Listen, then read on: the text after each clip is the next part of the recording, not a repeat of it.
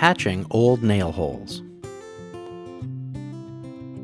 Nail holes and small screw holes are the most common type of drywall damage you'll need to repair before finishing, but fortunately, it's also the easiest repair to succeed at. The key to successful and invisible repair results is something called dimpling. If you just swipe a coat of patching compound over existing nail holes, you'll see them quite clearly after you paint. That's not good. To avoid this problem, you need to apply a fundamental but counterintuitive technique that's common across many drywall repairs. You need to make things worse before you can make them better. In this case, the making things worse part involves the end of the handle of your drywall knife. That's the spatula-like tool that you'll use to spread spackle over the nail holes in a minute. But for now, you're going to use your drywall knife as a pounding tool. Grab the handle with your fist, just like a monkey grabs a banana, with the rounded end of the handle pointing towards the wall. Give the nail hole 3 or 4 good hits with the end of the handle to create a dimpled depression, so the center is about as deep as a piece of uncooked spaghetti is wide. Dimpling like this does 2 things. First, it creates a place for a critical mass of spackle to sit, harden securely, and then get sanded. Less obvious, but more important, is the way dimpling drives down any loose paper fibers around the edge of the old nail hole. Nothing will be sticking up above the wall surface when you've pounded a nail hole properly, and that's what you need. Before I go on, I should give you a quick lesson on the composition of drywall. It first came into use after World War II as a replacement for hand-plastered wall surfaces. Standard drywall has a chalk-like gypsum core with thick paper bonded on both faces. The gypsum gives drywall body, and the paper holds the gypsum together and creates a good surface for painting. Drywall has become the industry standard for finished interior walls because it's relatively inexpensive.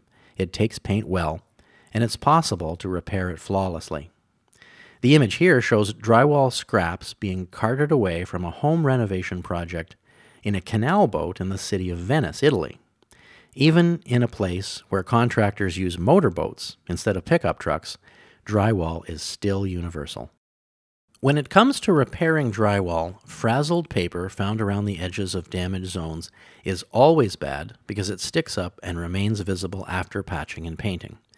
That's why all paper frazzles need to be either cut away, as I'll show you later, or pounded down and buried in a spackle-filled crater.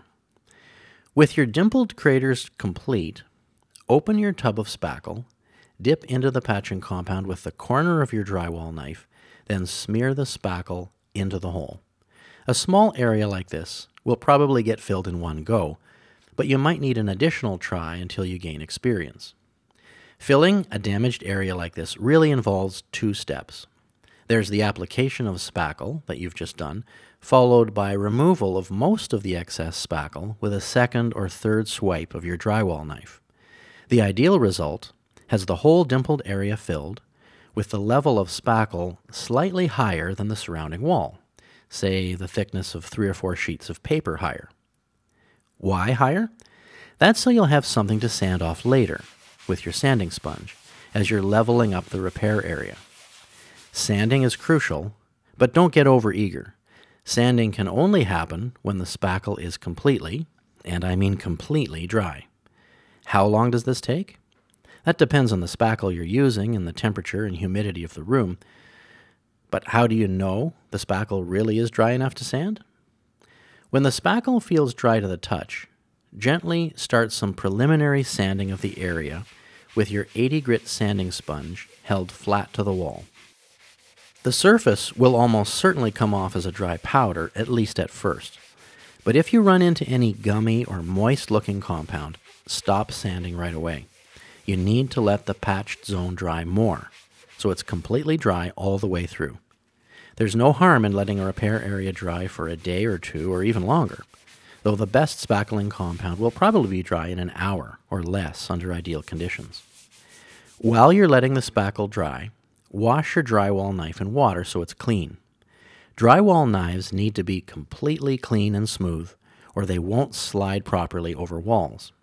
If washing doesn't remove all the old spackle, sand the drywall knife with your sanding sponge to make it clean. As you sand wall-patched areas, use a gentle touch and a circular motion over the patched area, extending out beyond it.